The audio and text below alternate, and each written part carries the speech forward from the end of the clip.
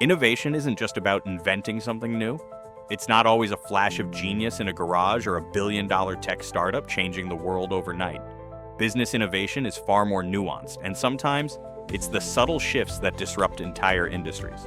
Let's break it down. At its core, business innovation is about creating more value for customers, for the business, and for the broader ecosystem. That could mean a new product, yes, but it could also mean a new process, a fresh approach to customer service, or even a new business model. Take the case of Buurtzorg in the Netherlands. It's a home healthcare organization that flipped the traditional model on its head. Instead of a rigid hierarchy and standardized procedures, Buurtzorg empowered small, self-managed teams of nurses to provide holistic care. The result? Lower costs, higher employee satisfaction, and better outcomes for patients. That's innovation in structure, not tech. Or consider Patagonia Provisions, a lesser-known arm of the outdoor apparel company Patagonia. They're not just selling food, they're rethinking food systems. From regenerative agriculture to sustainable fishing, they're innovating at the system level to align business goals with environmental restoration. It's innovation through mission alignment. But what does it really take to be innovative? It takes curiosity, the kind that questions why things are done a certain way. It takes courage to challenge norms and risk failure. And it takes commitment. Because true innovation is rarely a one-and-done event, it's a mindset, a muscle you train. There are different types of innovation too. Let's dig into each one and see how they show up in the real world. The first one is product innovation. This involves developing new or improved products.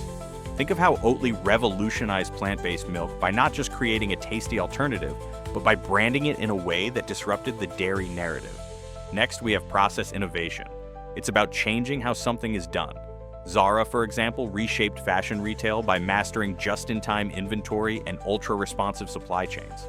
Then comes business model innovation. This means changing the very way a business captures value.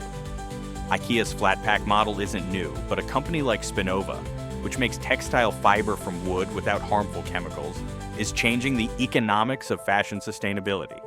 And finally, organizational innovation.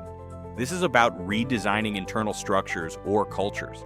A great example is Haier, the Chinese appliance manufacturer, which split into micro-enterprises to foster internal competition and entrepreneurship. Innovation also operates on different levels.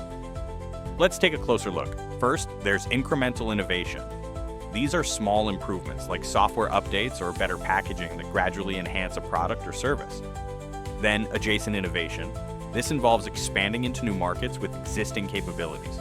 Square Roots, an urban farming startup, applies hydroponic tech in cities using known technology in a new context. And finally, radical innovation. These are game changers that create entirely new markets. BlaBlaCar, a long-distance carpooling platform, introduced a model that redefined travel across Europe without owning a single vehicle. Notice something? None of these companies are household names globally, yet their innovations are transforming sectors quietly but powerfully.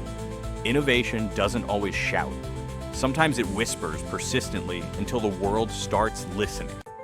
Want to know more about the most basic and important business concepts? Then hit the subscribe button below and grow your business acumen. See you next time.